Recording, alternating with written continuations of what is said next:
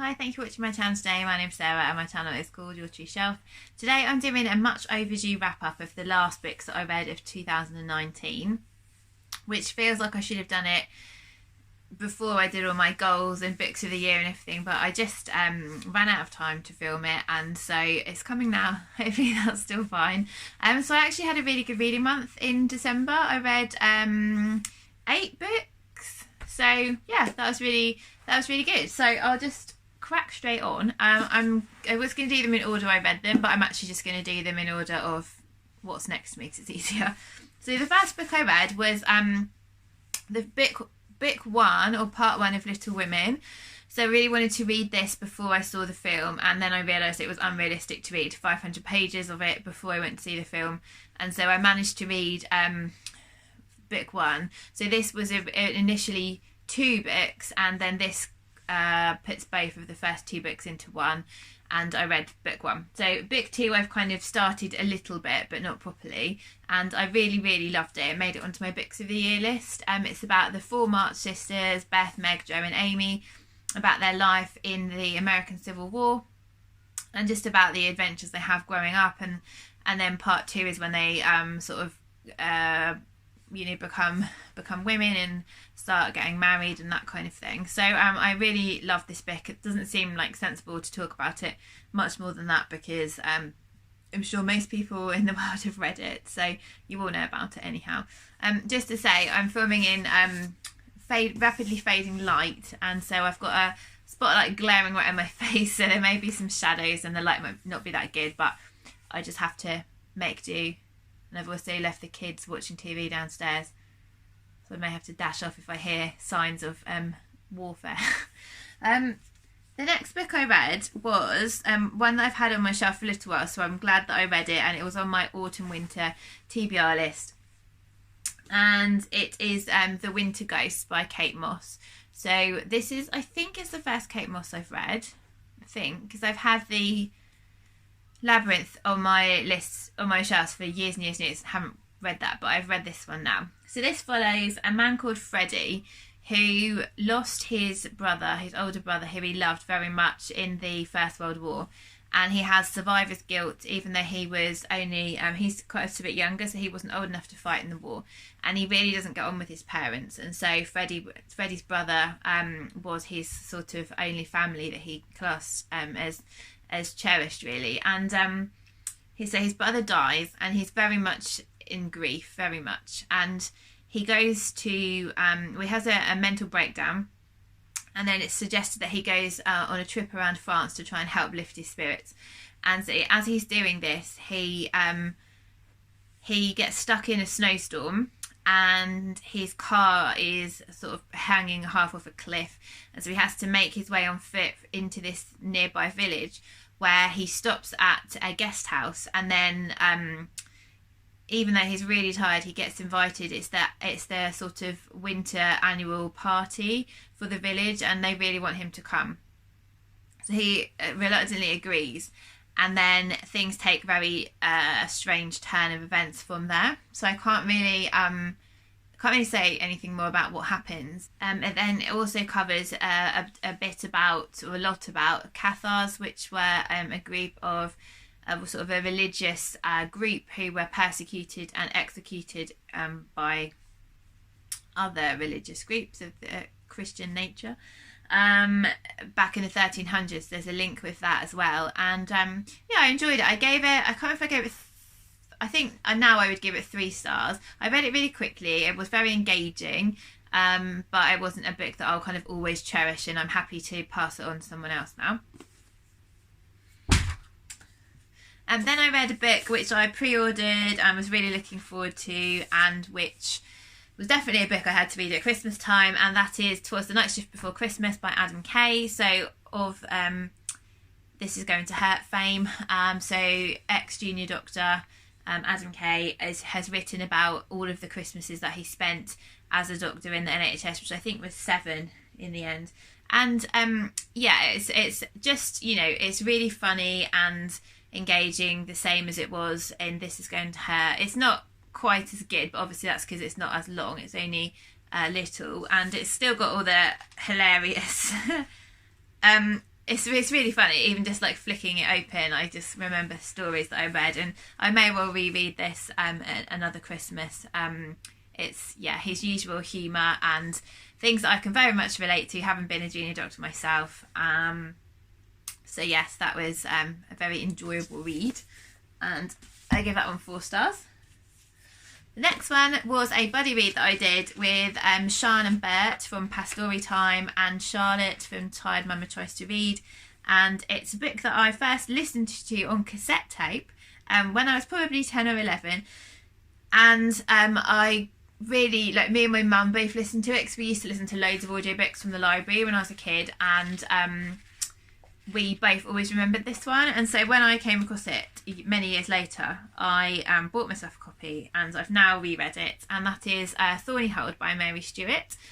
So this follows a girl called Gilly, and she's a very lonely child. She lives with her parents, and her mum really isn't interested in being a mum, and her dad is a vicar, and so he's kind of off doing work stuff all the time.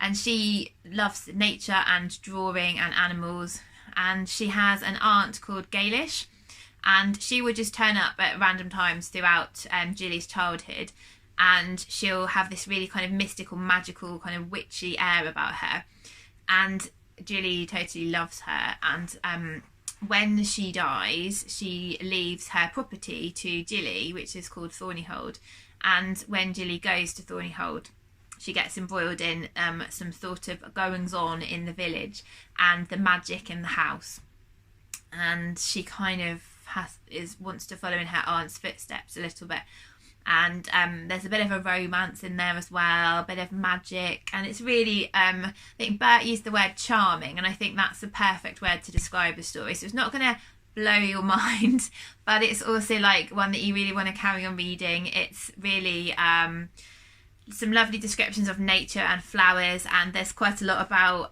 plant-based medicine, which is really interesting, and there's a lot about animals, which obviously I love animals, and so it's a really kind of precious, magical book for me, and I gave it 4 stars, and I'm definitely going to keep it because it's got good memories for me.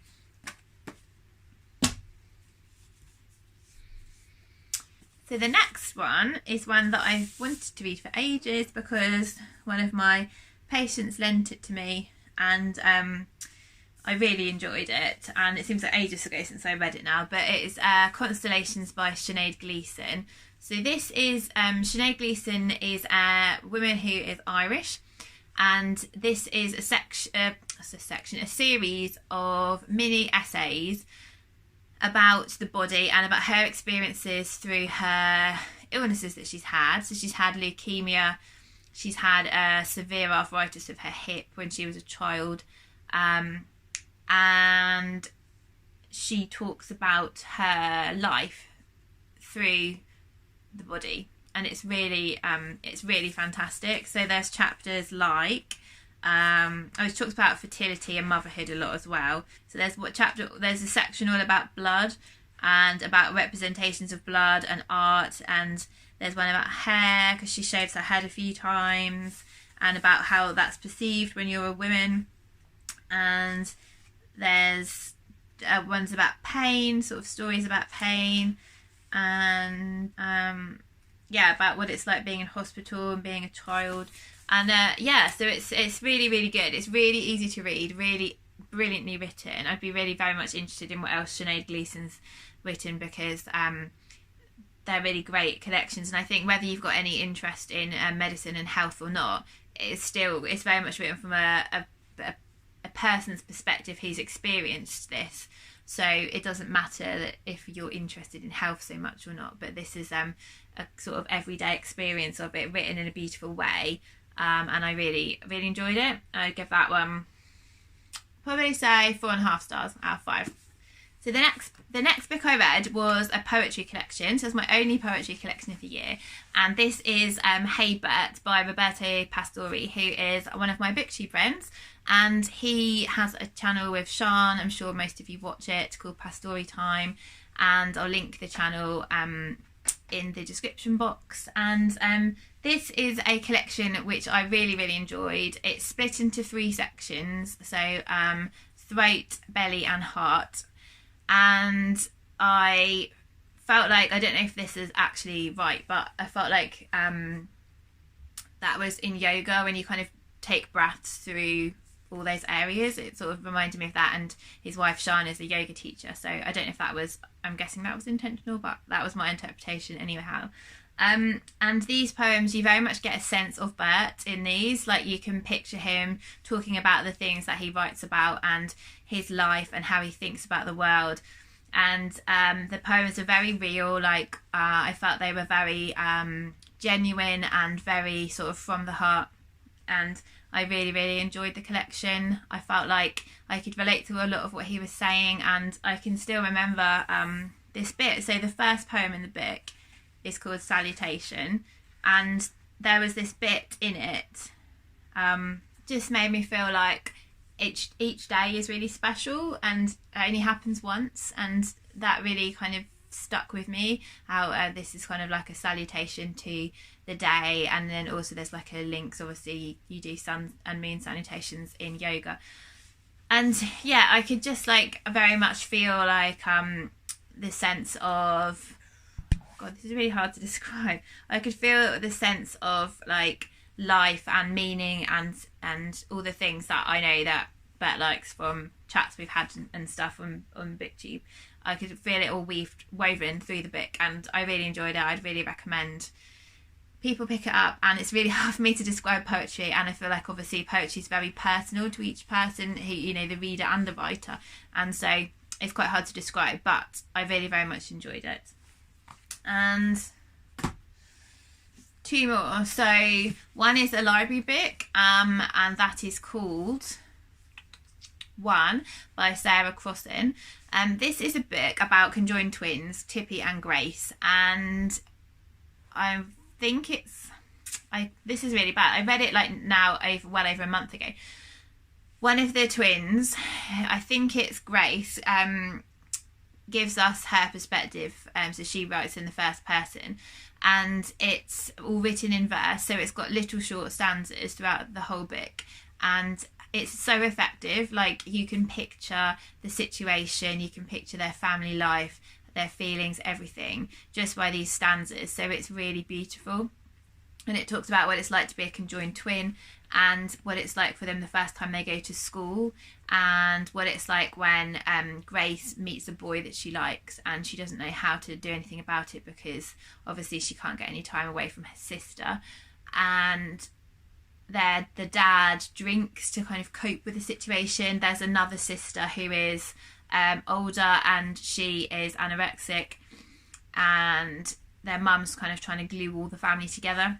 And then it also talks about what would happen if one of them were to become ill, because if one of them became ill, then it would affect the health of the other twin. And so there's lots of kind of ethical discussions in there, and it's very gritty, and it doesn't shy away from emotion and talking about difficult situations. And I really loved it. I gave it 5 stars, and I would definitely read other stuff by Sarah Crossan. And then the final one is one that I've got no idea how to talk about. It's a massive book that I listened to on audio, which took me about 3 months to listen to. And it is The Bone Clocks by David Mitchell. So I previously read Cloud Atlas by him. I've seen him speak at UEA Literary Festival, and I've got one of his other books that I haven't read yet. This is really difficult to describe. So this follows the life of Holly Sykes from when she is about 16 in the 80s, all the way up to about 20 years in the future when she's in her like 70s. And it also covers magical realism. So Holly hears voices in her head when she's a child, which she calls the radio people. And then one day this doctor sees her and switches the voices off by putting his hand, like pressing her like third eye here. And then when she's 16, she meets a woman who asks her if she'll give her asylum, and she hasn't got a clue what this woman's talking about, so she just says yes. And then she basically becomes embroiled in this kind of other world. So there's sections throughout the book. There's sections written by different people, and they're all narrated by different narrators in the audiobook. And they're having perfectly normal stories and perfectly normal lives. And then all of a sudden, this kind of extra dimensional aspect comes into their lives. So there's it can get quite confusing at times, but there's basically a set of people called horologists who are the good guys, and there's a set of people called anchorites, and they basically eat up souls to give themselves eternal life. And so that all gets thrown into the mix for these like sort of normal lives, and it's really weird because you could almost take out that whole element to the story and it would still be a really good story. So I almost wasn't really sure like what the purpose of having all the metaphysical stuff in there was. It was like amazingly clever and engaging. There were bits where I got bored. I really enjoyed the individual stories and how they linked together, but it was just that I didn't really get the purpose of the metaphysical. Like, I really think if that had all been edited out of the book, you'd have just been left with a good story. So I gave it 4 stars, and I did enjoy it, but it was a bit hard work in places, and sort of felt like a plot device. Like, I was really, with Cloud Atlas, I really liked the premise, and then I was really disappointed with the actual book. And this was better than Cloud Atlas, definitely, but it was kind of along the same sort of writing. So if you liked Cloud Atlas, you'd probably like this. So yeah, that was that one. So I think that's everything that I read. So I had a really good month in December. I guess, like, I don't know, I guess I just had a bit more time for some reason to read more, and I really enjoyed everything that I read. And so that was my last bit wrap up for 2019, and now on to 2020 obviously. And I'm now going to film my haul for 2020. So I hope you all had a wonderful Christmas, and if it was a bit late, say Happy New Year to everyone, but Happy New Year. And let me know what you're reading and what you're enjoying at the moment, and I'll speak to you soon. Bye.